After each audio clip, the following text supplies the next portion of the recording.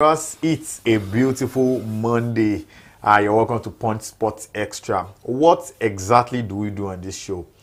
We analyze sporting details and we bring you the juiciest path of things that are heating up sports, not just across the world, but in Nigeria and also in Africa. My name is Shegun Odwan. I have my co-anchor, co-analyst and co-driver with me this wonderful day.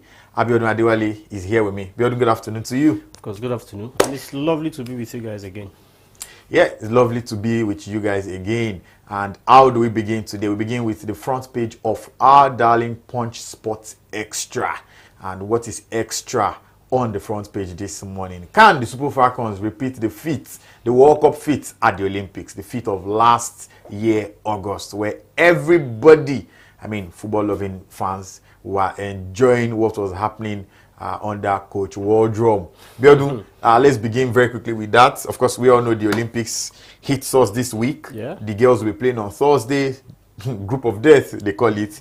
We are playing Brazil. We are playing Espana. We're playing Japan. We are playing Japan. Brazil, Spain, Japan.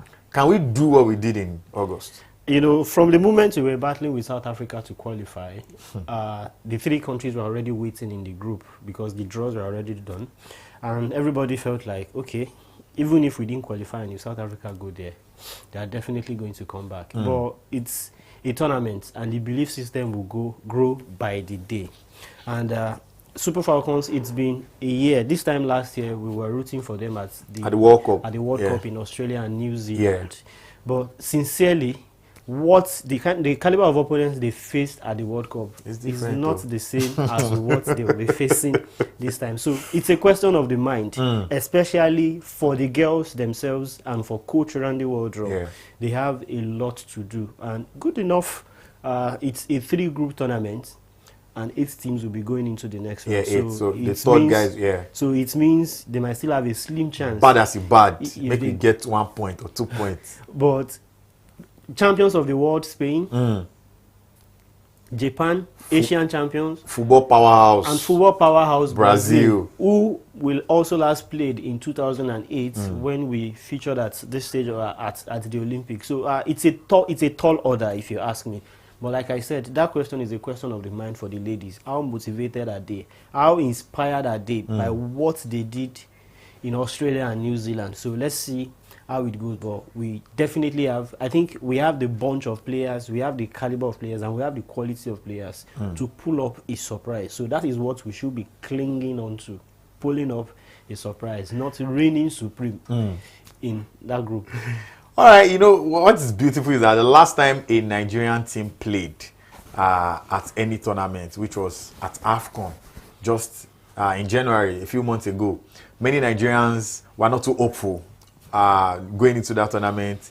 Game after game, the belief started picking up. And then the man of the tournament for the Super Eagles of Nigeria, Nwabali, became an instant superstar after his heroics. But, you know, one thing that is beautiful is never say never as long as there's life. It looks quite difficult, to be very honest, on the football angle of this matter now, because we are playing Brazil, we are playing Spain, we are playing Japan.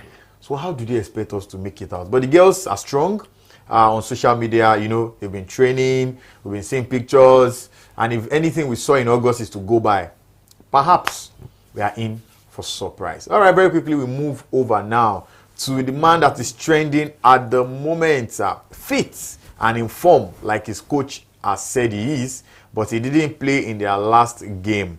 Yes, in their last preseason encounter. I'm talking about another person, but the king of African football himself, and the reigning king, the reigning best player in Africa, Victor Osimhen, who is on the verge of leaving Naples, to Paris Saint-Germain. Of course, we all know he's very familiar with the French league.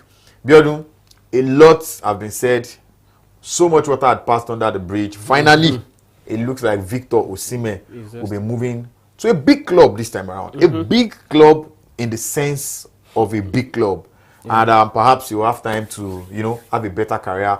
Most importantly, more funds. More funds. No More funds. funds. Because from what we understand, in salary per annum is going to be 4 million euros higher than what he used to earn at Napoli. And currently is the highest paid Nigerian. I would have to double check if that money in is Africa too crazy. because he gets 10 million euros or even more in a year since signing a new contract with Napoli. So at this point too, despite the fact that Napoli might take something away from his release clause so that PSG will be able to afford him, he's still going to earn much more. And he has agreed personal terms with them. It's quite surprising that Osimhen would be moving back to France because he had played at Lille before now. So his destination... Was it that clubs didn't come for him? They did not. His preferred destination was the Premier League. Yes, but they said Chelsea. Manchester United, Chelsea, Arsenal, or whoever club in the Premier League that we thought would have been able, did not even make the move to try to get him because 130 million euros was a lot of money for those clubs. They could not buy it. Maybe Chelsea would have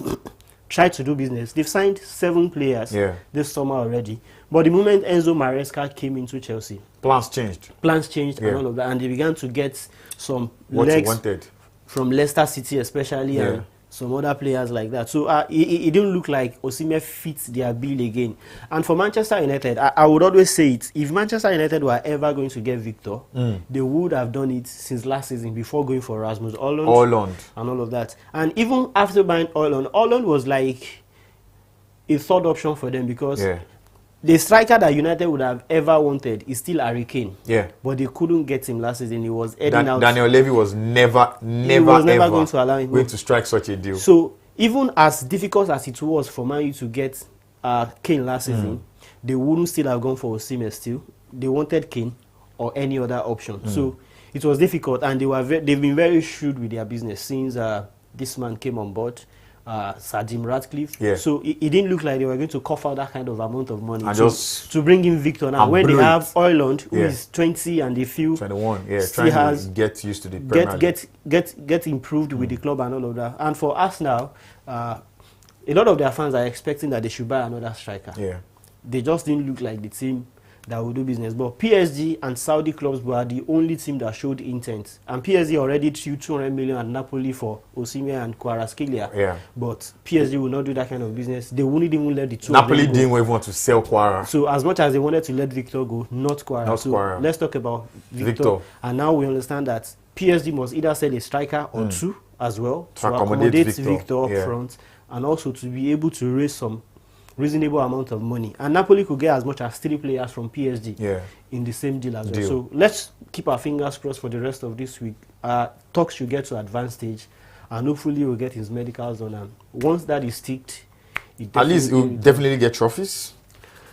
He will definitely get trophies to Paris Saint-Germain. He will go as far as probably quarterfinals with in the Champions League. It's a good one. Good one for him, really. It's a good one, but in Europe, PSG don't look as strong as you want them to be. You know, they've been stronger than this in the Champions League. But who knows? Their strength might now be in the humility of the kind of squad they have and the depth of the squad itself. You might not have superstars and still go as far as you want to in a tournament as big as the Champions League. So Victor might just be the X factor for them this time around. Who knows? And aside Kylian Mbappe, who had played as a wide 10, more like a striker scoring all the goals, they've not had that Marquee number 9 doing the scoring for them over time. All right. Looks like some top clubs are losing their big boys, while some are, also getting theirs. Kylian Mbappe, star player for Paris Saint-Germain over the years. Of course, he left on a free to Real Madrid. Now it looks like Victor Osimhen is coming to take that place. We'll see if he can score the same number of goals that Kylian delivers every season. Probably can even go higher than that, or he'll probably do badly. One thing is, rest assured, though, he has played in that league before. He understands the terrain. So it shouldn't be as stressful as, say, moving to England, where many persons know can be really troublesome. All right, still talking front page options this morning. We are also looking at a shock. Yes, a shocking move in the world of football. We all thought he was gone for good. He had gone to Saudi Arabia to make funds. But he came back to the Euros and everybody was dazzled by the fact that he still had it in him. Who am I talking about? They said 70% of the earth is covered by water, and the remaining, 30% of the earth is covered by water, and the remaining 70% is covered by N'Golo Kante. Now they said he's wanted by Barcelona. That's a shock move. Nobody. N'Golo. I mean, how can you go to Saudi Arabia and then come back to play Barcelona. top football like Barcelona? Even Barcelona themselves will be shocked. You know, it looked like the best player of the French team at the Euros. Yeah. You know, he was making all the moves that their best attacking midfielders couldn't even do at that tournament. It's not surprising. Conte always had that quality at Chelsea. Moving to Saudi, no one would have explained. Conte is a player who doesn't even talk much about some of these things that he does. So I believe his agents must be doing a lot of underground work. And he looks like the kind of player that Barcelona will want to get to. They are not at the stage where they can spend a lot of money on players. So, and to bring him back from Saudi, I doubt if they will pay as much as 20 or 30 million euros for him. As long as they have him, use him 1 or 2 seasons, I won't even be surprised eventually if they will have to sell him for a lot. They got him, of course, because he has gone to Saudi, the price has probably gone down, and then they are just getting him for a cheap, and then he comes and does that dirty work for them all season, and then he goes back again, probably to China. Interestingly, Barcelona have been looking for a defensive midfielder. Yes. They tried to get Nigerian midfielder Wilfred Ndidi for a free after his contract expiration with Leicester, but it seems like a guy wanted to stay in the Premier League. And used 10 years because he came 2017. He has signed 3 more years to 2027. Yes. So probably the British ticket is up there for the taking as well. So it looks like Wilfred became a free agent only to sign a new contract again with Leicester City. So it doesn't look like the kind of player that will go to Spain, but those are the kind of players Barcelona have been looking for. And if they don't get someone as good as Ndidi too, they definitely will go for a man someone that keeps running. All right, away from the front pages, of course, if you want more of what we have with Punch Sports Extra today, just go across the road. You most likely see a vendor or two anywhere across the road, and then pick it up and enjoy yourself. Very quickly, we move now into the details for this particular episode of the show. The Olympics will be beginning in a couple of days. In fact, the Super Falcons of Nigeria will be representing Nigeria at that tournament and will be playing our very first game on Thursday against almighty Brazil by 6 p.m. Nigerian time. The flavor is not everywhere yet, but I'm sure by 24 hours or 48 hours time, everywhere will be smelling of this flavor. What flavor am I talking about? The Olympic fever will be in town. The girls, yes, while the Randy Wardrums girls are available to pull up a shocker. And that's where we'll be starting from before we go on to assess where we have hopes or otherwise in this coming Olympics. Biodun, I know we touched about it earlier because it was on the front page. Yeah. But now let's go into details. Who are the girls that can give us hope? Who are the girls that can truly, make this Falcons super on Thursday and going forward? What names? What formation are we expecting to see? Randy Wardrum is a guy that doesn't like talking when the tournament is on because he uses social media a lot and then, a few times. But when after the tournament, you see him blazing with his tweets and all that. But who are the girls that we have in our squad that can match Brazil man for man, or in this case, woman for woman? Sadly, someone like me, I'm not even a scout. I've not even checked the status of Brazil over time now. But let's focus on our Super Falcons. Yeah. Our hero during the qualifiers has been Captain Rasheedat Ajibade. Yeah. So I expect her to still be in that form. She's coming off the back of a very incredible season at club level. She was Atletico Madrid's women's best player. Yeah. And they're going into the Champions League next season.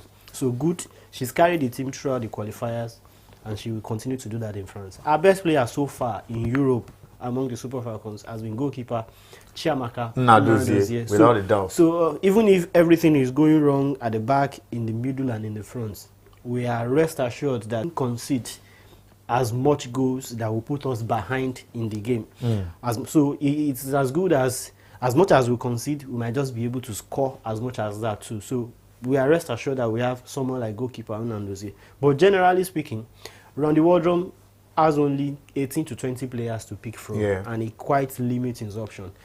I'm particularly worried about the left back position. I think the only option we have there is Chidinma Okeke. Yeah. And except Wardrum wants to employ a 3-5-2 or 3-4-3 formation, I still don't have a balance at the back. We only have 2 centre backs, Tosin Demeyin, Osinachi or Hale. Then this lady, Michelle Alozie, on the right back as well. But recently, Alozie for the Super Eagles have not been should I say up to par? She has not really ticked. Yeah, recently. And even at club level with Houston Dash in the NWSL, she has not really ticked. And maybe one of those reasons is she's been fledging a lot, especially in terms of position. At club level, she plays from the midfield or even plays up front at times. Up front, yeah. But back home, she comes back home. Two. She plays. I think a couple of right times she has played as a 3 as a left back. So you know we've had crises in that position. Yeah. And I still don't see us getting our balance as quickly as possible in that position, just because of the absence of Ashley Plumter, and someone that I would have seen as a very reliable deputy to Plumter was left home to go to the FIFA Women's Under-20 World Cup for Rafia Timiran. So you still can't understand I still how that can't wrap decision my was head around that made. decision. So in the midfield too, I think we have some of the most reliable legs as well. It's just a question of how well we'll be able to curtail the Brazilians from the Brazilians first. And it's good that all of our games are tough, and it's good that we look like the underdogs. I think that will put us under less pressure. Going against all the teams. So we might just be able to cling on to our surprise and just inflict some pain on any of the teams that we face in the group stage, and just get into the quarterfinals like we did some years back. And we didn't even lose against England. We lost on penalties. Sure. I mean, to think that we didn't lose per se, and we had opportunities in that encounter. Ashley Plumter hit the bar. Oh my! Anyway, the pain from August. Hopefully, this time around, we won't have too much of pain. We'll have a coordinated set of girls who will go there and shock the world. Up front, Biodun, very quickly, in 2 minutes, a minute or two, up front, who are those guys that can get us the goals that are certain? We know Asisat is most likely not starting. These days, she doesn't really start. We know Rashidat is going to be thunder on that left flank. She will keep pushing and pushing and pushing. We know she will never stop. There's this Egbedini, this new Chegini, I think one of our most informed players. Right now, who has been, very strong. We have no informer Onumonu, but this lady has shown that she's very good. Give her the ball, she will do justice. And when you need her to come off the bench, Super Z is always there. Start to show her. And there is still Esther Okoronko. Yes, Esther Okoronko as well. There is still the new striker Euzo or something. And I think our point 9 might not be really a big problem, because we seem to have a lot of options as it is. Even Asisat, if she's not coming from the side, she definitely fits the role of a centre forward in that team. So it depends on how Wardon wants to line them up. I think he has a lot of fact that we don't have Onumonu. She's not the fastest of our strikers, but I believe the likes of Uche Nakanu, who has been one of our without a doubt, Uche Nakanu, one of our reliable legs. got us a goal against Australia. So I think we have options up front, from the flanks up till up front. We have a lot of options that we can explore there. All right, away from football, we also have to talk about she's the biggest Nigerian athlete at the moment. Who else am I talking about? Tobiloba Amushon. I was saying just off air that it's certain she was going to get into the finals of the Odus, which we know is a thing. What we are hoping and praying for is that she can win. We cannot but also forget Camacho Queen, who is most likely going to be our biggest opponent this time around. That lady is on fire. She had been on fire for years. At the last Olympics, oh my goodness, she runs for Puerto Rico. Yeah, even though she's American, but Puerto Rico. And very quickly, Biodun. For Tobi Amuson, I think she has her work cut out already. She's been having a very good season, because she mentioned it that she's never been this LD all through her seasons. And if she's that good, if you look at that time, she has already said it too, that it's nothing to worry about, because she doesn't even look at the time. As long as she's getting her goals, she might just be keeping her best for the last. The only thing that people have raised concerns about is her stats. She's had 4 starts, 2 or 3 events this year, including the final of the African Games. Yes. But then, where people even thought she was going to get disqualified, but she didn't. So she's been mentioned over time, and it's something she and her team are paying attention to as well. Just get a perfect start in the race, and boom, just take it one step at a time. It's semi-finals and finals, and let's see what comes out of it. And this time around, she's not the almost girl like she used to be before 2020. Everything has changed since then, and she's now a contender. But talking about her rivals, she has Jasmine Camacho, Jasmine Camacho Queen, the reigning Olympic champion. Yes. But there is still Daniel Williams, the reigning world champion, world champion, who is, we understand, a friend, a very close friend in the hurdles as well. But if you watch the American Olympic trials, you probably feel you were watching the Olympic Games itself, and the way athletes are coming. I can't quickly pick the name of the lady now, but there are certain oddlers coming from the American team that we need to be wary of. Amuson's rivals might not just be the two popular guys that you know. Yeah. Someone might just be coming out of America that we don't know. Not even Nia Ali that we used to know, that they've been running different Diamond League races together and all of that. There are new names on the block for America that might pull up any kind of surprise in the women's 100-meter hurdles. All right. Ese Brume is another big name when it comes to representing Nigeria at the Olympics. She always tries to get something for us, you know, these medals here and there. Very quickly, Ese Brume, this time around, she wants gold. She doesn't usually get that gold, but you know, somehow she's always there getting the bronze, bringing something home and all that. But can Brume go for gold? Yes, she can, but I doubt, because Brume at this point is not in the best of her form. This season she has really competed in 5 different events, but recently she's been coming off, especially since the national. She's been trying to get back into shape and all of that, but she doesn't appear to me like she's in the form of her life, like we know her to be, like some 4 years ago, some 3 years ago in Tokyo. She was indeed very good. But you know, one thing about Brume is she knows how to stay really underwhelming and just come out of her shell when it's very, very important, and it might just be one of the things we will see again at the Olympics. She won bronze the last time out, so it won't be bad. I'm very sure she definitely will want to upgrade from her bronze medal to silver or even gold this time around. And well, let's not just forget, she has never failed to win a medal for this country. Yeah, she doesn't. She doesn't fail to win a medal. Talking about someone else who tries very much to win something for us, Odunwayo Adekoroye, and wrestling. Of course, you hear that name, you know wrestling. Daniel Igali has been doing a great thing with the Wrestling Federation, and somehow we saw what they did at the African tournament. And then here now they look compact. They did a send forth for them. You know, it was they look like a pack of lions going to war. Should we be expecting something great for them too as well? Any day, anytime, you know, wrestling will always guarantee us medals at the Olympics. The last time out, it was disappointing that Odun got knocked out in the first round of our match. She was shocked. And it was shocking. She cried and cried and cried. Very shocking. It took her a lot of time to recover from that. And afterwards, she just picked herself up, started life all over again, got married. She's been doing new things since then. And she's back. She's been back on the African continent to win. She didn't win her event this time around, but she's been back and she's been very consistent over time now. So this time around, it looks like her last chance to finally get that elusive Olympic medal, which that's the only thing she has not won for this country.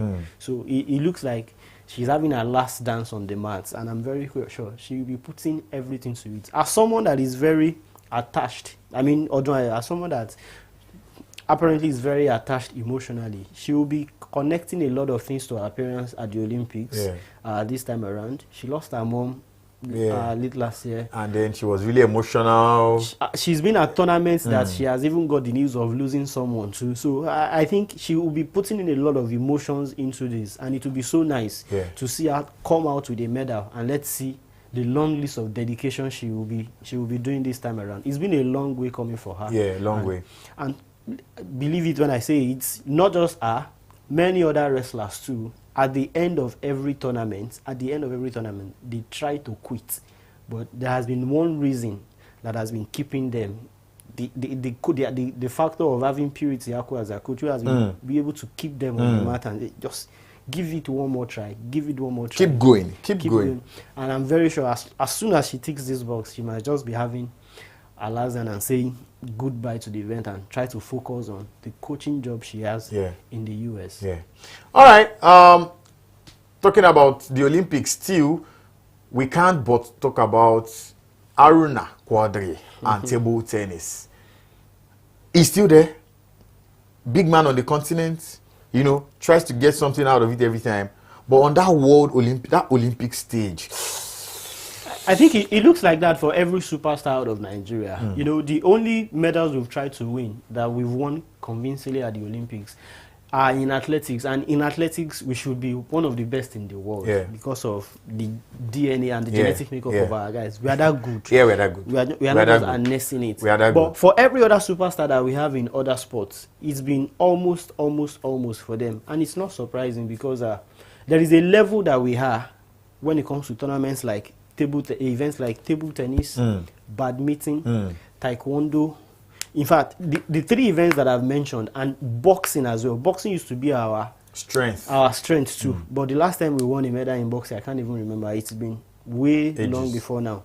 So look at those tournaments, look at those events: badminton, taekwondo, table tennis. We have the reigning African champions in all of those events. Elizabeth Ayanacho. Yeah. Okpeyori in the badminton, then Aaron Akodri, Omotayo Olajide, Fatima Bello, and all of them. We have these guys who are kings and queens on the continent. Right. But we are playing against countries whereby they look like the owners of the game that we are playing. Of course. So the only way we can be at par with them is probably when we are doing it side by side for almost 4 years, while we are preparing for another Olympics. So it might not just be time. But one of the things that will work for someone like Haruna is his influence globally. You know, he has the name.